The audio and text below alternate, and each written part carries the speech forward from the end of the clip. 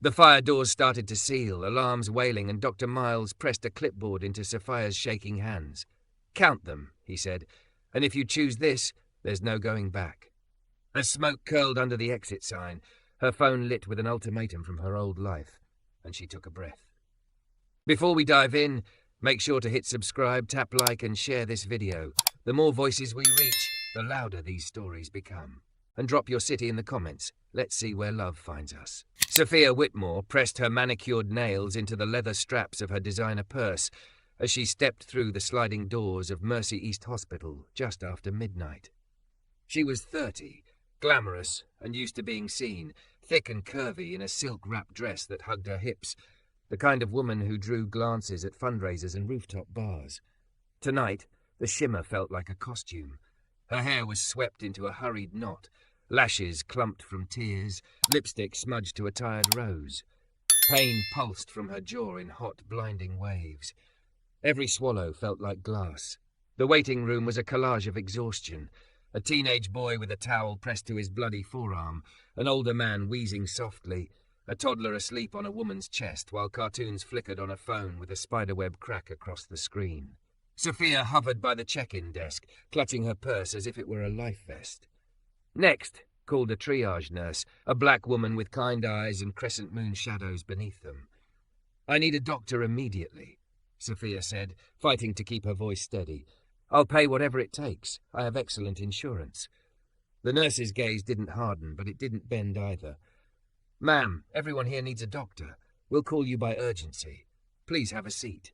Sophia stood there a second too long, as if money might clap its hands and rearrange reality. It didn't. She found a chair near the corner, trying not to notice how out of place she felt in a room where no one wore diamonds and no one cared about her last name. A fluorescent light hummed. Her jaw throbbed. A baby cried. Somewhere a monitor beeped with mechanical patience. She hated that she was afraid, not of pain exactly, but of being small, of being one more body in a system that didn't pivot around her. She pressed her tongue to the ruined tooth and flinched. If she'd gone to her concierge dentist last week, she wouldn't be here. But last week had been charity galas and back-to-back meetings and a headache that felt manageable until it didn't, until fevers shivered her bones and a sour taste flooded her mouth, and she rummaged through a medicine cabinet full of cures that could not cure a root gone bad. Time stretched, doubled back, stretched again. "Sophia Whitmore?" the nurse called at last. She jolted to her feet and followed down a corridor that smelled like disinfectant and coffee. An orderly held open a door to exam room 12. Inside, a sink gleaming under harsh light, a paper-topped bed, a rolling stool, a computer screen glowing with her name. And a doctor in navy scrubs, tall, early 30s maybe, deep brown skin, close-cropped hair, a stethoscope looped loosely at his collarbone. He looked up from her chart, eyes steady and impossibly calm. "Miss Whitmore, I'm Dr. Miles Grant." His voice was low, gentle, not the unearned familiar of a man trying to charm, but a clean, professional warmth. Sophia's hand tightened on her purse.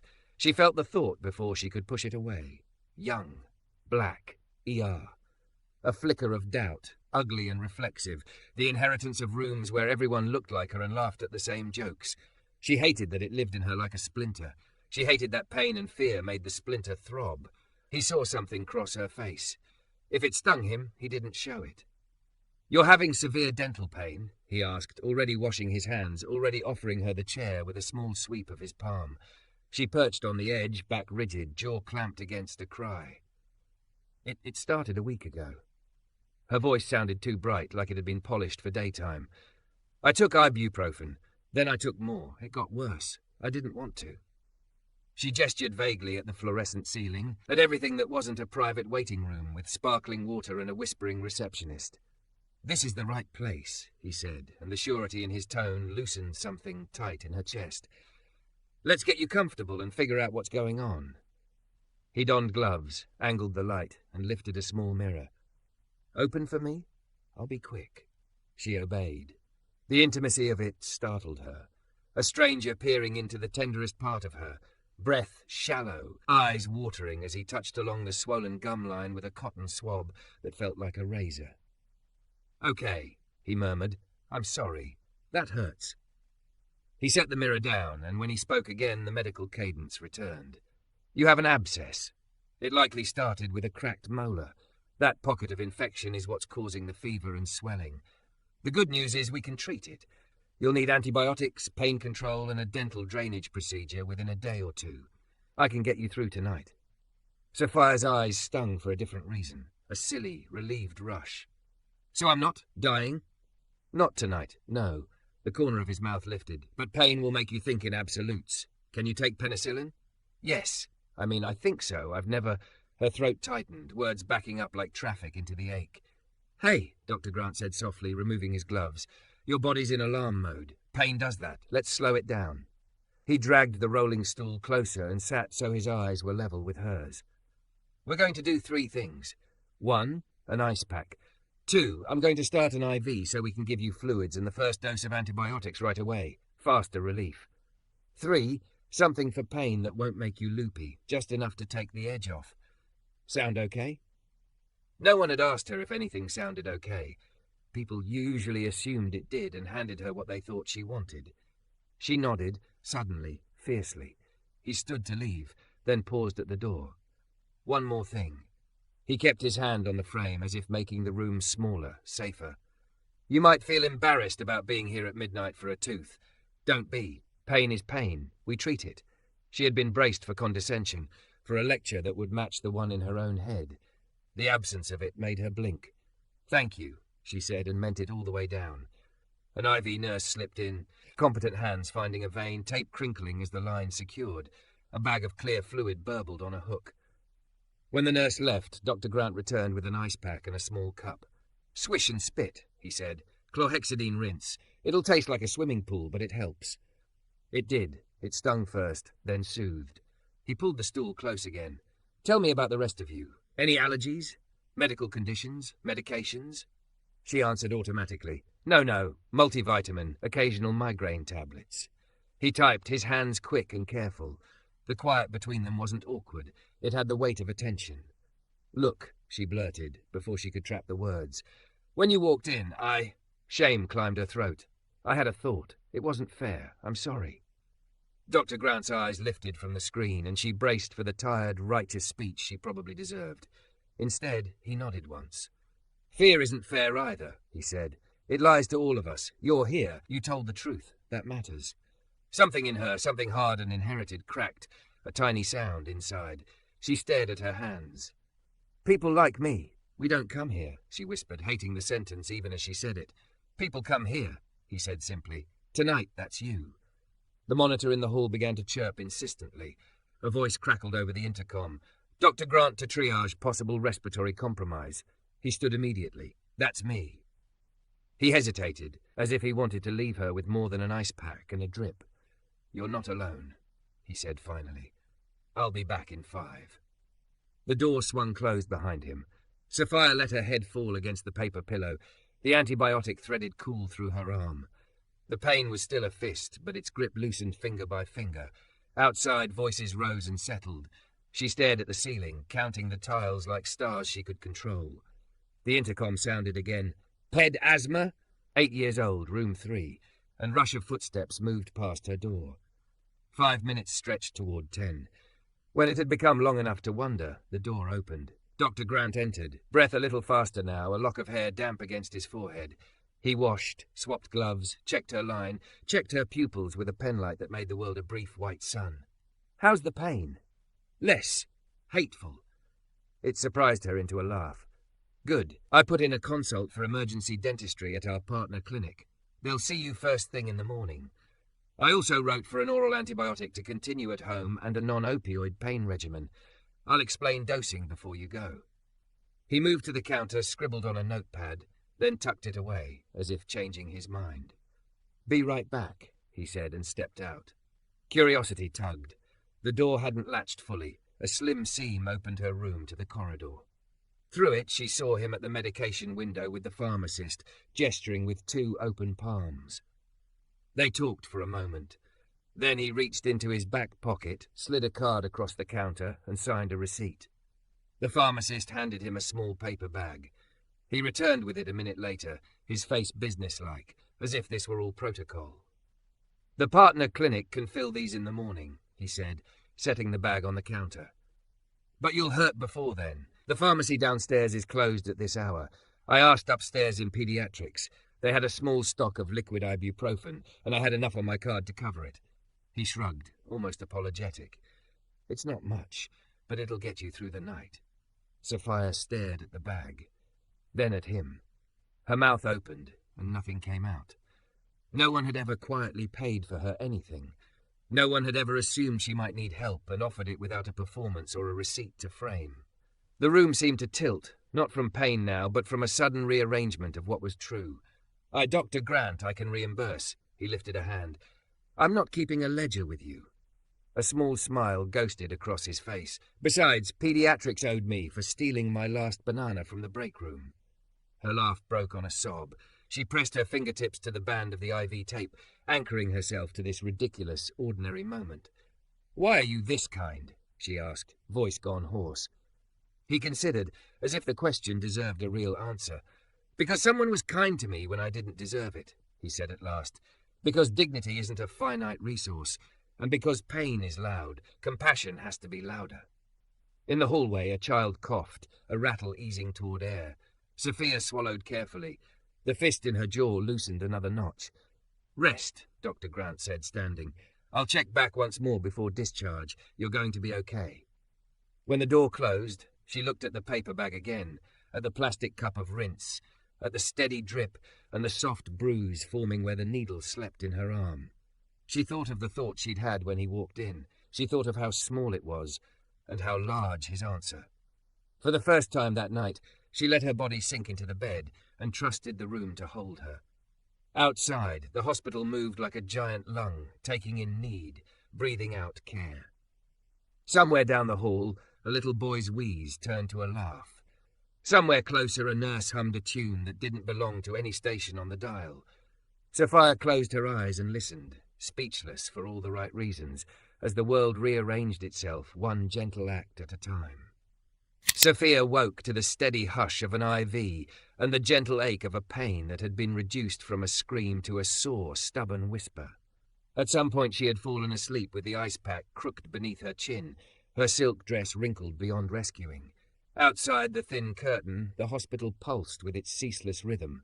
Rubber soles, clipped voices, a laugh that didn't apologize for coming at 2 a.m. The door eased open. Miles Grant stepped in with the quiet of someone who belonged to the night. He checked the drip, the monitor, the chart. His presence calmed the air. No flourish, no lecture, just competence that didn't ask to be noticed. "Good morning," he said, and the words put a shape around the hour. "How's the storm?" "Down to a tropical depression," she tried. Her voice was gravel with a smile inside it. "Excellent forecast." He set a folder on the counter. "Your ride to the partner dental clinic is set for 6:15. They'll drain the abscess and start a temporary fix until you can see an oral surgeon. I wrote a brief for them." He tapped the folder. "And this is for you. Dosage schedule, what to expect, when to call for help." She reached for the pages with careful fingers, then stopped. "You didn't have to pay for the medicine last night," she said, the sentence a delicate object she didn't quite know how to hold. I don't know how to say thank you without making it weird." "Then just say it plain," he replied. "Thank you," she said plainly, and felt something unclench inside her. He nodded like they had exchanged something even. "The nurse will remove your IV after one more bag. You'll be a little lightheaded. Don't stand up fast." He started for the door, the night tugging at him again. "I'm back on shift at 4 tomorrow," he added, almost as an afterthought. "If you have questions, you can ask for me, but you won't need to." "Dr. Grant," she blurted. He paused. "Why pediatrics owed you a banana." That was a joke, right? A flash of amusement crossed his features. "Pediatrics owes everyone bananas," he said, and left her with the soft drift of a smile that lingered after the door clicked. By sunrise, the city outside was a watercolour wash behind rain-streaked glass. An orderly named Ramon wheeled a chair into her room, told her gently that everyone got a chair ride, even if they were strong enough to sprint, and navigated her through corridors that had begun to glow with day-shift brightness. The world beyond the hospital doors felt too loud, too crisp. A shuttle bus idled under a canvas awning. Ramon helped her climb the shallow step as if she were precious, and for a moment she believed him. The Partner Dental Clinic was a 2-story brick building with a mural of smiling planets along one wall, a sun wearing braces, a comet flossing a row of stars. Inside, a receptionist handed her a clipboard and a pen that had lost its cap. "You're our 6:30 emergency. We'll get you in quick," the woman said, her voice kind and caffeinated. Quick meant 20 minutes, not instant. In that time, Sophia watched a boy in a Spider-Man hoodie swing his legs and practice a deep breathing technique his mother coached him through. Watched an older couple share a thermos of coffee and a crossword puzzle, heads bent together in a tender V. Watched a janitor polish the floor in slow, patient ovals, his reflection rippling under the machine. When the hygienist called her name, relief tasted like the antiseptic bite of a new hallway. Dr. Inez Alvarez was brisk and brilliant, her hair in a bun that meant business. She numbed, incised, irrigated. Pain evaporated under science and skill. By 7:20 the pressure was gone, replaced by a deep soreness that felt honest, the way muscles ache after a truth has been lifted and set down. "You'll need the root canal within 48 hours, Dr. Alvarez said, peeling off her gloves. "And I want you to continue the antibiotics. That ER doc did right by you." "He did more than that," Sophia said. "And, Doctor..." Alvarez tipped her head in that perceptive way doctors look when there's a story under the symptom. Back in the shuttle, the city sharpened. Sophia watched a man unlock a barber shop, flick on a string of lights, and sweep yesterday's hairs into a fresh pile. She watched a school bus open like a golden mouth and swallow up kid laughter. She watched a woman in scrubs hold a paper cup under a coffee truck window, both faces brightening at a joke she couldn't hear. The world felt reachable, like a shelf she had never stretched toward. Her phone had 8 messages. 3 were from her mother, each more concerned and performative than the last. "Darling, where are you? Concierge care is always available to us, you know that." Followed by, "You didn't go to that city hospital, did you?" Followed by, "Please call me immediately. Margot said her cousin went to an ER once and waited 7 hours and came home with influenza." 2 were from a man whose last name she had never learned, because she had only ever used him for his restaurant reservations. 1 was from her assistant reminding her she had a breakfast panel at 9, which she had already missed by becoming for once a person whose body made other plans. The last 2 were from a group chat named Bored Babes, full of women who could lever a foundation gala into a policy change when they wanted to. 1 texted a photo of a dress she wanted to borrow. The other sent an article about a chef's new tasting menu that cost as much as a used car. She typed, deleted, typed, deleted. What could she say that didn't sound like an apology for having a human body? In the end, she wrote nothing. The bus turned. Mercy East slid back into view. The nurse who had checked her in hours before waved like they were old neighbours. "How'd the pirate tooth?" she asked. "Evicted," Sophia said, and the nurse laughed, tapping her own molar. At the discharge desk, the clerk reviewed the papers. "Antibiotics, rinse, pain control as needed. Follow-up instructions here." She slid over a stapled bundle. "We'll send your ER note to your primary in case you want it on continuity." Sophia stared down at the paper. Under attending physician, neat black letters, Miles Grant, MD. Under it, an electronic signature, like a patient heartbeat. She traced the M in the air with her finger, not touching the page, as if to confirm the shape of a man she hadn't known she needed to meet until she did. On the curb, the morning was full-bellied. Her driver pulled up, the interior smelling of citrus wipes and ocean cologne. She sank into leather and expected the usual cocoon to descend. Tinted silence. A bubble that carried her through the city without touching it. But the windows today were lenses. She watched the street the way you watch a loved one sleep. Amazed, a little undone that you hadn't noticed the simplicity of breath before. At home, the apartment looked curated and hollow. The espresso machine blinked 12 as if it had been waiting to confess something. She set the paper bag from last night, the little bottle, the measuring syringe, on her marble counter. It looked wrong there, too earnest, too small against the white stone engineered to look like mountain. She filled the dropper, swallowed, and stood in her kitchen with the weight of a quiet revelation. A stranger had stepped beyond protocol to make sure a woman in a silk dress didn't suffer through the dark. She had lived in a world where strings pulled things. He had cut a different kind of string, one that tethered her to the idea that generosity was a transaction with a receipt. When the call from her mother finally reached the limit of being ignored, she answered. "Darling, thank goodness. Where are you?" "Home." "Which doctor did you see? Dr. Chen would have opened his office for you if you had asked." "I went to Mercy East," Sophia said. A pause so sharp she could hear the purse of lips through it. "Why?" "Because it was open. Because I was in pain. Because—" She groped for the truth that had not yet learned its own sentence. "Because I needed to be a person, not a performance." Sophia, her mother chastised, pivoting with the grace of a practiced dancer into an argument that had warmed up in 1,000 living rooms. "You can't trust." "I trusted the man who looked at me like I was a patient, not an inconvenience," Sophia said, and surprised herself with the steadiness of it. "I trusted the woman who told me to sit like everyone else because everyone else hurt too." "You're being dramatic." "I'm being present," she said. "It's new." She ended the call before the old gravity could reassert itself, before she folded into the familiar origami of acquiescence. The apartment hummed. A refrigerator, a distant elevator, the automation of a life that didn't require her to show up beyond her signature. She showered. The water's heat gave shape to her fatigue. She dressed in soft joggers and a sweatshirt that admitted it was Wednesday when everything else screamed forever. She made oatmeal because it felt practical and medicinal, and because a dentist had once told her that comfort foods are those that require chewing, which was unwanted poetry now. At noon, she opened her laptop, typed Mercy East Hospital ER Miles Grant into the search bar, then hesitated. It felt like peeking. She hit enter anyway. A staff page loaded, a grid of portraits with names beneath. When she clicked his, there was no grand biography, just a paragraph that seemed to have been written by someone allergic to adjectives. Wayne State Med School, residency at Sinai Grace. Interests included emergency systems design and health equity initiatives.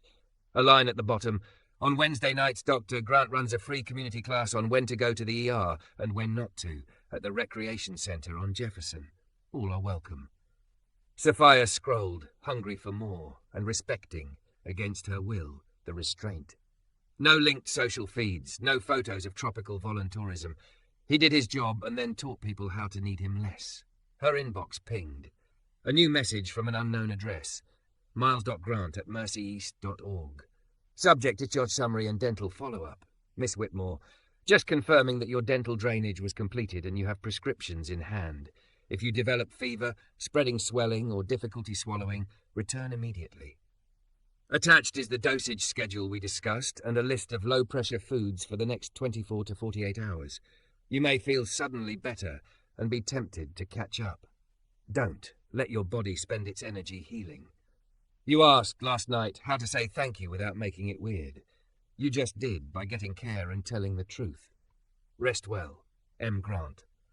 P.S. If you don't have a regular dentist, the clinic can assign you one. If insurance is a barrier, for anyone you know, reply here. We have patient navigators who can help. She stared at the screen, her throat tight, the good kind of ache now. He remembered. The tiniest details, her urge to sprint, her question about gratitude, had been filed somewhere between a child's asthma and a man's chest pain, and he had made space for them. Without overthinking, she hit reply. Thank you for the clear instructions and for last night. I'll actually follow the don't sprint advice. Also, if your Wednesday class is open to people who ask too many questions, I might come. She hovered, then typed one more sentence. I didn't know compassion could sound like a schedule, but it does. She sent the email and sat back, heart loud. In the window's reflection, a woman looked back who resembled her, but something had shifted about the mouth, the eyes, a loosening, a readiness. The afternoon slid by in gentle tasks, sip, rinse, nap, repeat. At dusk, she stood by the window and watched the city pour itself into evening. Streetlights woke like a constellation. A bus sighed. Somewhere a radio played an old song about holding on. Her phone buzzed. A reply. All are welcome. Ask away. Bring someone who wouldn't normally come. M. Sophia held the phone in both hands, as if it could slip. Someone who wouldn't normally come. It invited an inventory she had avoided making. Her circle was full of people who would donate to a cause photographed in good light, but who would not sit in a rec centre folding chair to learn when Tylenol was enough. Someone who wouldn't normally come sounded like a dare to become the kind of person who did. She opened her contact list. She scrolled past names that unlocked private dining rooms, names that could fill a ballroom in a week. She stopped at a name that surprised her. The barista from the corner coffee shop, who always asked if she wanted an extra shot. The one who had once slid her a note that said, "You look tired. Good tired or bad tired." She selected it. Typed. Deleted. Typed. "Hey. Weird question. There's a free class at the Jefferson Rec on Wednesday about when to go to the ER. Want to come with me?" She hit send before she could build a case against her own courage. The message floated into the evening like a paper lantern. In the quiet after, she pictured the ER again, the nurse with kind eyes telling her to sit, the boy in the Spider-Man hoodie breathing through his fear, the doctor's hands steady on a world that often shook, the paper bag on her counter like a small, radiant fact. She had assumed she would be judged. Instead, the night had been held up like a mirror, and the person she found there was someone she had not met before, someone speechless for the right reasons. Someone who might learn how to speak differently tomorrow. Sophia arrived at the Jefferson Recreation Centre 10 minutes early because she'd told herself she wouldn't. A childish reverse psychology that fooled no one. The building's brick facade looked like every public space she'd ever driven past without entering. Bright flyers taped to windows, a bulletin board announcing Zumba on Tuesdays and chess club on Thursdays, a poster for a blood drive curling at the corners. Through the glass doors she could see metal folding chairs in tidy rows and a whiteboard that read, in block letters, when to go to the ER and when not to. She tugged at the hem of a soft black dress that skimmed her curves, layered under a denim jacket because the hallways were drafty. Her hair was pulled into a low ponytail. Her face was mostly clean, just mascara and balm. She felt conspicuous and ordinary at once. "Hey," a voice called from behind. "You really meant it." She turned. The barista from the corner shop jogged up the steps, helmet clipped to a backpack strap. Up close she noticed freckles and a smile that made you answer with your own. "I'm Jules," they said, pushing a curl behind one ear.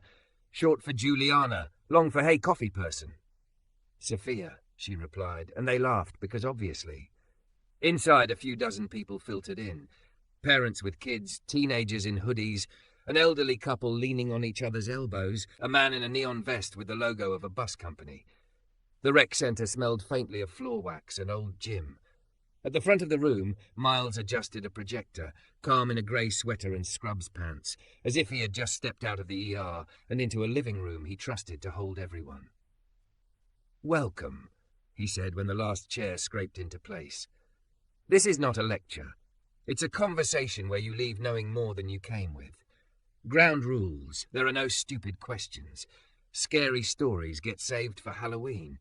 And if you need to step out, the bathrooms are 2 doors down past the trophy case where someone's 1998 soccer victory still reigns." Laughter softened the edges of the room. He began with simple slides. What chest pain might mean. When a fever matters. Why stitches sometimes aren't better than glue. Drawing on the whiteboard with quick, neat lines. He spoke the way he had written. Clean, unadorned sentences that assumed people could think if given tools instead of fear. Sophia felt her throat ache, the good ache, as words turned into permission. You don't have to be embarrassed to come. You don't have to be ashamed to stay home. Here's how to tell the difference. Hands started rising. A teenager asked about asthma. A grandmother asked about blood pressure numbers that spiked at night. A construction worker wanted to know if the nail he stepped on last year meant he was doomed. Miles answered each with the same respect, adjusting jargon to the person in front of him like a tailor. In the 4th row, a man in a navy blazer lifted his hand. He carried himself with the breezy entitlement of someone used to floor time. "So," he said, voice loud, "no offense, Doc, but aren't we talking about common sense? My wife doesn't drag my kids to the ER every time they cough. It's these neighborhoods." His hand made a vague circle that somehow included the ceiling tiles, where people overreact. The room cooled a fraction. Miles held the silence for a controlled 2 beats. "Common sense is often information you had the privilege to learn early," he said. "This class exists so everyone gets that chance." Sophia felt heat climb her chest. She recognized the man's tone. It had lived in her mouth once, smooth as a gemstone. Before she could second guess, she raised her hand. "When I came to the ER last week because my tooth hurt, I thought I would be judged," she said, standing without meaning to. The room turned toward her. "I was terrified, and I made wrong assumptions about people. The only judgment I got was the kind that gave me care and a schedule." She swallowed. Jules's knuckles brushed her elbow. A quiet, "You're okay." "Common sense didn't teach me which pain was danger. A doctor did." The blazer man shifted, color rising. He nodded once, stiffly. "Fair enough." "Thank you," Miles said, looking at Sophia with an expression that was not triumph, not even pride, something quieter that felt like trust. From the back row came a sound like a small engine catching, coughs stacked on each other, breath snagging. A boy of 8 or 9 was hunched over, mouth wide, eyes bright with panic. His mother rubbed his back in frantic circles. "He has asthma," she said, voice thin. Miles crossed the room in 3 long strides. "Spacer?" he asked. The mother shook her head, eyes glassy. "Inhaler?" She fumbled in her purse and produced a blue inhaler with a cap chewed by time. He glanced around. "We have a demo spacer," he called, and the rec center manager sprinted for a supply tub. Sophia was moving before thought. She knelt beside the boy, her denim jacket pooling, hand, careful, clean, on the mother's shoulder. "You're doing great," she said. It surprised her, the steadiness. He's scared because breathing is scary when it feels like a straw. "You're here. He's okay." Miles snapped the plastic spacer onto the inhaler with a click. "Buddy, I'm Miles," he said to the boy, voice pitched like a secret. "We're going to make your lungs bigger again, okay? Mouth on the spacer like a whistle. 1 puff. Now slow breaths with me. 1, 2, 3, 4, 5, 6. Good." Again. Sophia counted with them, low and even. The boy's shoulders loosened 1/2 centimeter, the mother's fingers unclenched. The room leaned in together, strangers braided briefly by breath. After the second puff, the boy's ribs stopped sawing. After the third, he blinked like someone waking from a bad dream into a lit room. Miles listened to the boy's chest, the stethoscope bell moving places, his face doing math Sophia couldn't see. He nodded. "Better." He looked at the mother. "Do you have albuterol at home? A spacer?" "We moved," she whispered. "It's complicated." Miles turned to the rec center manager. "Can we loan the demo until the clinic opens tomorrow?" The manager, who wore a whistle and a look of someone who had learned to smuggle decency past rules, nodded. "We'll sign it out," he said. "What just happened?" Jules murmured, breath let out in a smile that trembled. "Compassion louder than fear," Sophia said, and heard her own words like a line she would spend months learning how to live. The rest of the class felt different. Not solemn, exactly, but more together. People asked bolder questions. The blazer man muttered something, then raised his hand to ask about stroke symptoms with a humility that landed like a truce. When it ended, chairs scraped and were stacked in clumsy unity. The boy with asthma waved at Sophia with the all-body enthusiasm of children who have recently reclaimed air. His mother squeezed Sophia's hand, a thank you transmitted bone to bone. On the sidewalk, the evening smelled like wet pavement and French fries. Jules strapped their helmet, then leaned close. "That was a lot," they said. "In a good way. You okay?" "I think so," Sophia said, and then, "I'm not going back to pretending the city is a view." "Cool," Jules said, grinning. "See you tomorrow for a cappuccino with a side of existential shift." They bumped knuckles and pedalled away, taillight winking like a small heart. Sophia stood alone under the streetlight until Miles stepped out of the building, a box of handouts under his arm. "You were brave in there," he said. "I was just honest." Same thing, most days. They walked toward the parking lot, neither in a rush to separate. "We're doing a pop-up clinic on Saturday," he said. "Blood pressure screens, flu shots, referrals. We need hands, not medical, just human." What do hands do? Hold clipboards. Translate insurance forms into English. Tell jokes to kids who are afraid of needles. Hand out granola bars like they're prizes. "I can hand out granola bars with alarming charisma," she said. "I'll be there." His smile found the right size. Good. Her phone vibrated, a text from Board Babes lighting a strip across the screen. "Where are you tonight, Whitmore?" Your silence is louder than my sequins. Another chimed in. Don't tell me you're at one of those community things, lol. We need your profile at the gala. Duty calls? Miles said, reading the shape of her face, not the words. Old gravity, she said. I'm trying to learn new orbits. He nodded, like that was a sentence he believed people could learn to inhabit. Saturday, 9 a.m. East Market. Wear shoes you can stand in and a jacket you won't mind lending to someone who forgot theirs. Bossy, she said lightly. Experienced, he corrected, and lifted a hand in goodbye. On the ride home, her screen flooded. Her mother asking about an upcoming fundraiser. We have a table of 12. Surely you won't leave me sitting with the Bortons alone. A man sending a photo that tried too hard. A non-profit director requesting a donation with a subject line that read urgent, in a way that made urgency feel cheap. She put the phone face down and watched the city instead. Yellow kitchens glowed above bodegas. A woman carried a sleeping child up brownstone steps with the slow strength love gives. A bus hummed like a lullaby for strangers. At home, she moved through her rooms as if they were a museum of a life she had curated for someone else to admire.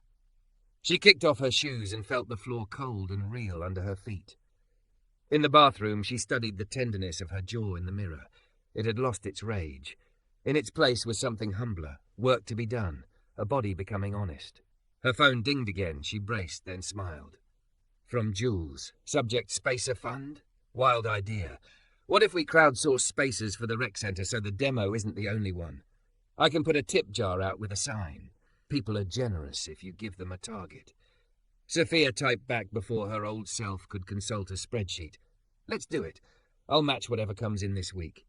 She set an alarm for Saturday like she was the kind of person who needed to be reminded to show up, not the kind who had to be convinced.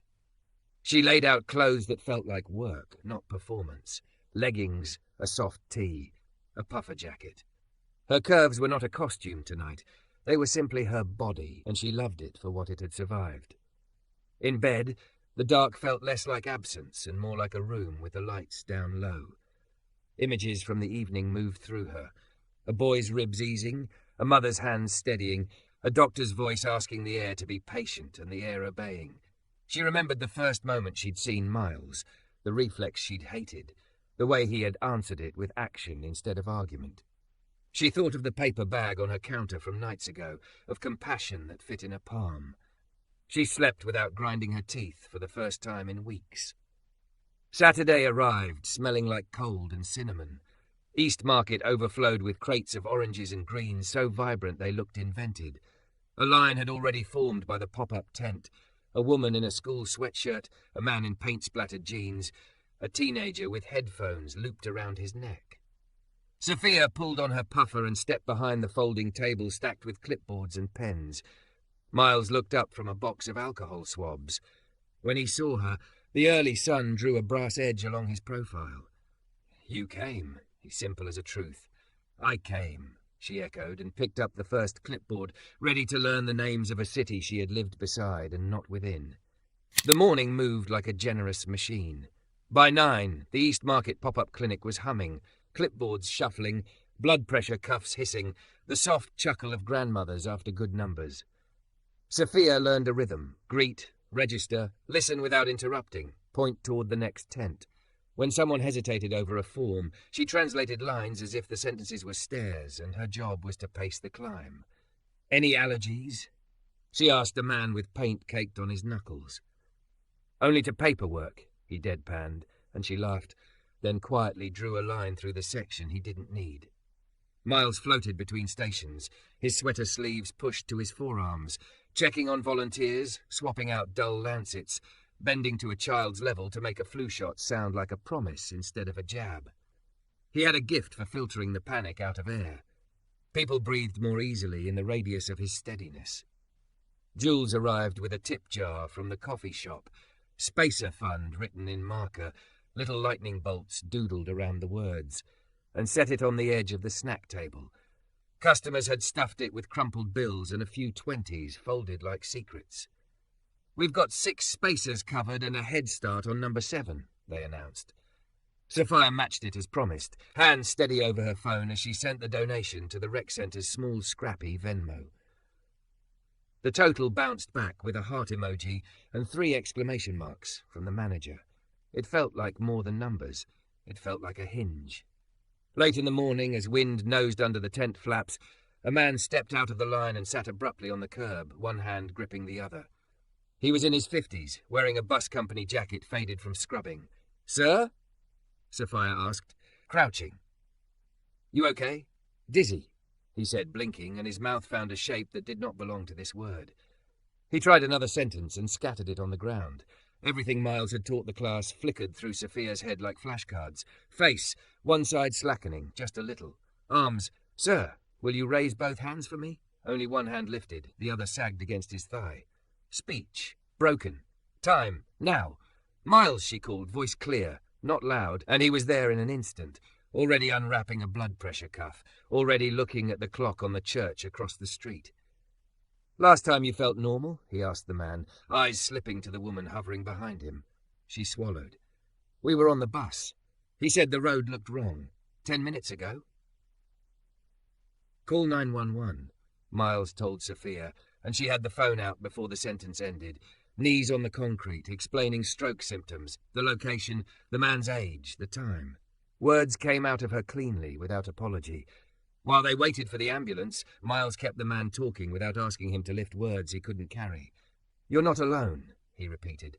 He pressed his fingers to the man's wrist, counting a pulse. He looked at Sophia, and she understood. Stay. She held the man's uncooperative hand in both of hers like a handle for courage and said, not because she had been taught the line, but because it was true, "We're going to get you there fast." Sirens braided the market noise. Paramedics lifted, secured, rolled. One asked, "TPA window," and Miles answered, "Close, but we might make it. East Mercy. We'll call it in." When the ambulance doors closed, the world exhaled, a collective, shaking breath that released only after blue lights turned into an echo. Sophia had a wet stripe under each knee from the curb. Her hands trembled, but her voice did not when she returned to the table. "Hi," she said to the next person in line, who looked like she'd been holding her breath through other people's emergencies for years. "What brings you in today?" At noon, the wind sharpened, and the volunteers wrapped their fingers around paper cups of hot cider like talismans. Miles found Sophia restocking granola bars and touched her elbow lightly. "Walk?" he asked. They crossed to the edge of the market where crates of apples made cheerful pyramids. People moved past them with the calm urgency of Saturday, errands that made a week possible. "You were extraordinary," he said, not flattering, just stating. "I did what you taught. Fast. Timestamp. You did more. You carried the calm in your voice like a stretcher." She stared at the open, ordinary street and felt tears form without their dramatic cousins. "This matters," she said, because the sentence was too big to wear alone. "This matters more than anything I used to call urgent." He nodded, like yes, and also like careful. "Can you stay after? Quick meeting in the hospital admin office at 2, about the clinic navigation making this permanent." "Me?" The word landed like a coin in a deep well. "You," he said, "and others. I want you there because you see what the forms forget to ask." At 1:30, the tables were collapsing back into flat planes. The tents exhaled and rolled. The Spacers Fund counted with ridiculous joy. Jules hugged Sophia, cheek briefly pressed to the place where jacket met hair. "You've got admin face," they teased. "Go be terrifying." The admin building smelled like carpet that had learned other names. Sophia followed Miles through a maze of framed awards into a conference room long enough to make talking feel like hiking. A handful of executives sat around the table. Ties, a cardigan, a suit that read as expensive even at a distance. The hospital COO, a woman in her 50s with the kind of posture that said she'd learned to keep rooms focused, smiled. "Dr. Grant, and Ms. Whitmore," she added, scanning. "Welcome." Miles plugged in a laptop. Slides bloomed against the wall.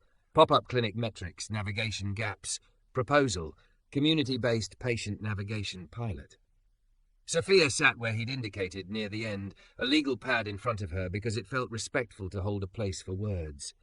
Miles presented like he ran a code, precise without performance. He showed numbers. How many blood pressures found, how many referrals made, how many patients lost between instruction and access because the path was a fog. He didn't pad with adjectives. He held the room with the weight of need. We can reduce ER recidivism, he said. We can catch strokes sooner. We can get kids on spacers before their first ride in an ambulance, but only if someone shepherds patients between tents, clinics, buses and billing departments. That someone cannot be a doctor already sprinting or a patient already drowning. The CFO cleared his throat. This is staff, salaries, benefits. Where does the money come from? Miles clicked to the next slide. Funding options.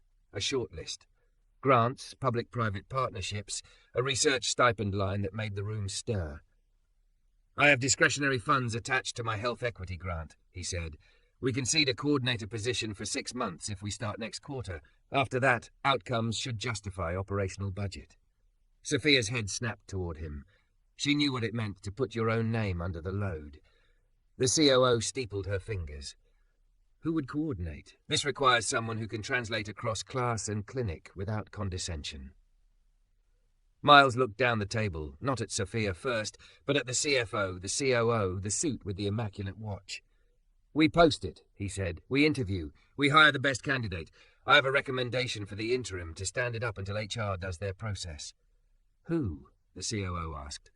Miles turned to Sophia. For a heartbeat, everything else blurred. Awards, carpet, the faint hum of the projector. Miss Whitmore, he said. She already does the work as if her name weren't attached. She has organizational skill and moral imagination. He let the word sit, not an ornament, but a tool. Sophia's mouth opened. No sound. This was not a token offer. It was not flattery plaid in purpose. It was vision spoken into a skeptical air. The CFO glanced at the COO. Isn't this a conflict? Dr. Grant's recommendation of someone he knows. Miles didn't flinch. We are not involved, he said, choosing each word like it had a temperature. If we were, I would recuse myself. If Miss Whitmore applies, she competes. If she doesn't, someone else will stand up the pilot. The program matters more than any single person. Sophia felt heat behind her eyes, not from embarrassment, but from the way the sentence held both a door and a boundary. He could have used this to draw her closer. He used it to set her free to earn. The COO studied Sophia. Why are you interested, she asked, bypassing Miles to speak to the person being named. Because I spent 10 years being impressive at things that didn't touch anyone's pulse, Sophia said. Her voice steadied as she spoke. Because last week a doctor who could have judged me chose care instead, and it rearranged me. Because today I told a 911 operator the right kind of truth and watched that truth make sirens move faster. Because I can translate, not just English to English, but fear to steps. And because I will show up when it isn't photogenic. The silence that followed wasn't empty. It weighed and measured and found balance. We'll pilot, the COO said finally, writing something on her pad that made the suit lean into peak and then sit back, chastened. 6 months, metrics attached. HR posts an interim coordinator role Monday. Dr. Grant, send me your grant line items. Ms. Whitmore, if you apply, be prepared to be treated like any other candidate. Yes, ma'am, Sophia said, and the yes felt like a plank sliding into place in a bridge that led away from a shore she had already left. Back in the hallway, the carpet smell gentled into coffee. Miles leaned against a wall for a second, let out a breath he must have been rationing. You okay? He asked. You, she began, and the word fractured into quiet. She had expected him to hand her a spotlight and ask her to bask. He had handed her a standard and asked her to reach. It was the kindest thing anyone had done for her that wasn't soft. I don't know what to say. Say you'll let the process be the process, he said, the corner of his mouth lifting. Say you'll forgive me for being boringly ethical. She laughed, tears finally spilling and not bothering to be delicate. I'll forgive you for being exactly who I need you to be. His eyes softened. I want you in this work because you are good at it, not because you're beside me. And if I don't get it, then you'll still be beside the work, he said, which is the point. Her phone vibrated in her pocket. She ignored it. For once, nothing on her screen had a stronger claim than the hallway they stood in. Dinner? He asked, then paused. With a caveat. Which is, until this hiring thing shakes out, we stick to coffee and sidewalks. No complicating. She nodded. It stung in the way a clean incision stings. Compassion louder than fear, she said, echoing his line back to him. Boundaries louder than wanting. He laughed, a sound as shocked and grateful as she felt. Exactly, he said. They walked out into afternoon that had the crispness of an apple's first bite. On the sidewalk, Jules texted a photo of the tip jar emptied into a Ziploc, captioned, 7 spaces, baby. The boy from the rec class, the one whose chest had finally learned its own rhythm, had drawn a thank you in crayon on the back of a grocery receipt and given it to the manager. The manager sent a picture of that too. Sophia stopped on the steps and looked back at the building. Behind those walls, someone had pulled a lever and made a new track available to the train. In front of the doors, the city went about the business of living. Buses sighing, pigeons bargaining, a father lifting his daughter to touch the top of a do not climb sign just to make her laugh. Hey, Miles said, hand hovering near her back without presuming it. You're quiet. You judged me, she said at last, turning to him. Not the way I feared, but the way I needed. You judged what I could be, and then refused to make it smaller to fit convenience. He tilted his head, that half smile that meant the truth had landed. Then we understand each other. She stood there, speechless in the gentlest sense, words not absent but unnecessary, while the afternoon lit the edges of everything, as if the city had been waiting to be seen this way. Somewhere an ambulance siren rose and fell, carrying hope with speed. She closed her eyes and let it pass through her like a vow. The job posting went live Monday at 9 a.m. By 9:07, Sophia had rewritten her resume twice, stripped it of the glitter she once wore like armor, and sent it in with a cover letter that did not mention a single gala. She pressed submit and sat very still, as if noise could scare courage away. The interim interviews were scheduled for Wednesday. 3 candidates, HR wrote, 30 minutes each. Practical questions.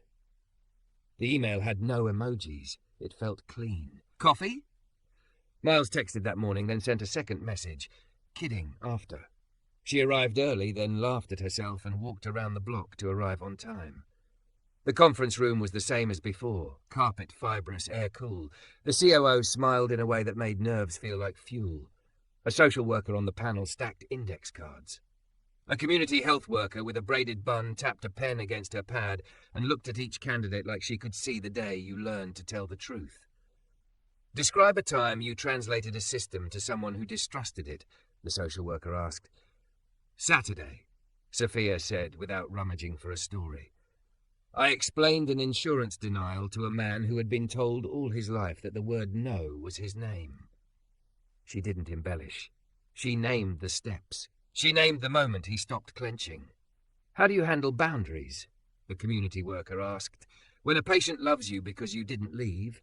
I don't promise what I can't keep, she said, and I don't make the system my personality. She hesitated, then risked honesty's longer road. I'm learning this in real time. I have help. She didn't look at Miles, who wasn't in the room. She looked at the 2 women whose work had taught men like him to be better. Show us a process, the COO said, from pop-up clinic to follow-up appointment to resolution. Sophia drew a map. The lines were simple. Check-in, symptom flag, referral, navigator call, transportation, reminder, follow-up, unblock. Under each she wrote, like annotations in a hymn, patience, dignity, clarity, snacks. The panelists exchanged a glance that was not approval exactly, but recognition. After, she stood in the hallway while a man in a maintenance uniform changed the bulb in a square of ceiling. He hummed tunelessly and steadied the ladder with his knee. The ordinariness of it anchored her. By evening, the email came. We are pleased to offer you the interim coordinator position for the community navigation pilot, commencing Monday. She held the screen in both hands like a fragile, warm thing. A second later, her phone lit with a message from Miles. I recused. I just heard. Proud of you. Coffee now? She replied. Coffee now? He answered, then added, public place, 2 doors. My boss is the universe. They met at a tiny cafe that smelled like cinnamon and produced truck exhaust. Jules slid 2 mugs across the counter without asking for an order and tapped the tip jar labelled Spacer Fund with a grin as if to say, keep going. They sat at a table by the window. Traffic made punctuation marks in the street. I recused, he said again, because boundaries like to be said out loud. I know, she said. I could feel the absence. It was steadying. They didn't toast with their mugs. They didn't perform. They just drank, and the coffee tasted like something earned. The first week, Sophia learned the back doors of the hospital. She learned which elevator went rogue between floors and which clerk could coax it into behaving by whispering insults in a language that didn't translate, but whose tone did. She learned the names of security guards and the right way to say "we need" without making it sound like blame. She learned to keep snacks in her desk because hunger turns patience brittle. Her phone became a switchboard. "Hi, I'm Sophia with the pilot program. I'm not billing, I'm logistics," she said so often it felt like a refrain. She scheduled dental visits for people who had not sat in one since a year that no longer looked like a number. She walked a woman to radiology because the word basement tried to make fear from a hallway. She explained that urgent care on Jefferson could stitch with glue that didn't scar. She cancelled a ride and rebooked it when a storm made buses late. On Thursday, she saw the man from the market again, the bus driver who had slumped on the curb. His name was Calvin. He wore a wristband with a barcode and a tired smile. "Caught it early," he said, the words sticky but determined. "They told me time was everything." "It was," she said. She didn't pretend they had saved him alone. She looked at him like the miracle he was, not thunder, but a small, steady thing, blood rethreading a path. Friday, the hallway lights flickered. A storm shoved its shoulder against the city. "Backup power," someone called, and generators did their feral growl, lights stuttering back to life with an unsteady halo. Then the pediatric wing alarmed, a high, insistent whine that turned the entire floor into a drum. A nurse shouted "smoke" from the supply closet. The storm had nudged water where it didn't belong. A spark had followed. There was no flame yet, just a stink of plastic anger, but the fire doors began to rumble closed like heavy sentences. Sophia was at the desk, mid-call with a pharmacy, when the line went dead. The nurse manager's voice sliced through the chaos. "We shelter in place. We need runners. We need someone to count." "I'll count," Sophia said before fear could vote. She grabbed a clipboard. The spreadsheet muscle she'd built in rooms that smelled like roses came roaring back in a hallway that smelled like wet wire. "Room numbers, occupants' mobility," she said, and the words arranged themselves. Nurses shouted numbers. She wrote. "We're missing one," someone cried from the far end. 18, the new admit, respiratory. Sophia didn't look for permission. She ran. Room 18 was dim, monitor light licking the ceiling. A young mother stood by the crib with that horrible frozen look people wear when told to be calm by voices that can't speak over alarm. The toddler in the bed had cheeks like a poem and an oxygen cannula taped to his face. His chest rose too fast. "It's okay to be scared," Sophia said, breathless but clear. "We're going to stay. Doors are closed to keep us safe. I'm going to get your nurse." She stepped into the hall, caught the eye of the respiratory therapist sprinting by, and didn't ask. She directed. 18, now. "On it," the RT said, veering in. When she turned back, Miles was there, hair damp from the rain he must have crossed to get from one building to another. His eyes swept the room like hands. "You okay?" he asked the mother, who nodded and cried at the same time, which is a thing people can do. He nodded once, tight. "Sophia, status?" "Pediatrics counted. One missing, this one. Now found." She said, "We're sheltering." "Good," he said, the word a hinge. He closed the door, checked the vent, checked the floor for heat with the back of his hand. He looked at the toddler. "Buddy," he said, voice lowering to the pitch of prayer disguised as instruction, "we're going to ride this out like a game. In and out, slow." He breathed with the boy, the room's panic sinking, then softening to the rhythm he offered. Inhale, exhale, repeat. The alarm went on screaming, but inside the room, the air learned to be reasonable. The smell of singed plastic thinned. Over the intercom, a voice. "All clear. Contained. Stand down." Sophia's knees trembled now that standing was no longer a requirement. Miles touched her elbow, brief like a signature. "Nice counting," he said, and the absurd smallness of the compliment after the storm made her laugh until the laugh turned to something wetter. They stepped into the hallway and found the nurses undoing adrenaline with jokes. Someone had already started a group text to replace the charred supply closet with donations. "We could have lost the floor," a nurse whispered, and then said out loud, because saying things out loud is how you don't carry them alone. "We didn't." By the time the storm moved off, the hospital had settled into the tender after of emergency. That hush where gratitude eats cookies in break rooms and people text the ones they love without explaining why. Sophia went to the admin office to log the incident, because the pilot program lived or died by paper, and paper likes a story told while it's still hot. Miles was at the window, watching a slice of sky that was finally honest about being blue. He turned when she entered. For a second, neither spoke, because speaking after sirens feels like stepping too soon onto a stillness that hasn't had time to set. "What you did," she began. He shook his head. "We all did," he said. "You kept the list with fear screaming. You made order out of air." She took a breath that reached all the way into her back. "I used to think leadership was a spotlight," she said. "Today it was a clipboard." He smiled, slow. "Today it was choosing to stay in room 18. Her phone buzzed on the desk. The COO. "Pilot already paying for itself. Come Monday, we move from interim to build. HR will post the permanent coordinator role next month. Metrics impressive." A second message. "Also, good work during the alert. Staff spoke of the new woman who kept us together." Sophia read the line twice, then a third time, for whatever part of her still-believed praise had to dress in sequins to count. She looked up at Miles, who had his hands in his pockets like a man resisting the urge to reach. "I'm allowed to hug you?" she asked, half teasing, half permission. "For 30 seconds, he said, grinning. "Then we tell HR. She stepped into him and felt the place between shoulder and collarbone that people only find when they have been honest in emergencies. He smelled like rain and sanitizer and something warm she refused to name too soon. He didn't hold her like rescue. He held her like recognition. When she pulled back, he looked at her as if in a room full of machines. He had heard a new sound the heart could make. "You assumed I'd judge you," he said softly, without triumph, as if reciting a line from a book they had both read.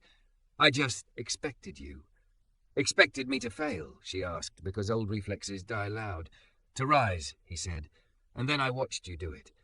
The words left her exactly as the title would promise, speechless, not because language had fled, but because it had arrived and found it didn't need to perform. She sat in the chair and let quiet be applause. That night she walked home instead of summoning a car. The city glistened, scrubbed by weather into an intimacy that wiped away pretense. At the corner, Jules waved from the coffee shop, now a soft lamp in the dark. A hand-lettered sign in the window read Spacer Fund Goal 20. A smaller note below, "Thank you, Sophia. Thank you, everyone." Her mother called. She answered. "I heard there was a power issue at that hospital," her mother said, as if gossip were an early warning system. "Were you safe?" "I was," Sophia said, "and useful." A pause, thinner than before. "Well," her mother said, discomfort and curiosity sparring, "that's good." "It is," Sophia said.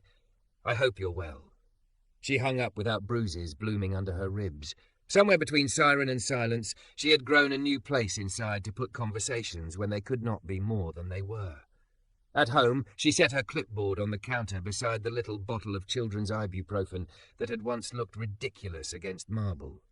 The bottle was almost empty now, one measured kindness after another. She didn't throw it away. Some reminders are not trash, they are altars. Before bed, an email arrived from Calvin's wife. Subject, "Thank you for finding my husband on the curb." She read it twice, then typed back a note that told the truth. "You found him by loving him. We just helped him get where that love could be translated." She slept like the city after a storm, streetlights reflected in puddles, quiet but alert.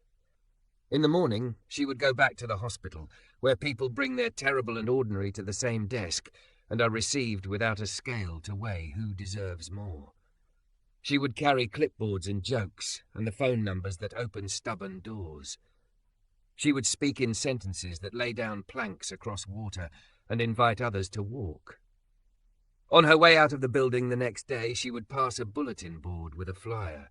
When to go to the ER and when not to. Wednesdays at Jefferson Rec, all are welcome. She would smile, remembering a boy learning to breathe and a room learning to listen. And when she saw Miles in the hallway, he would lift 2 fingers in a small salute, as if to say, "Not judge, not save, stand beside." She would answer with the same, and in that exchange would live everything important. Expectation, respect, the kind of love that grows best after the work has already begun.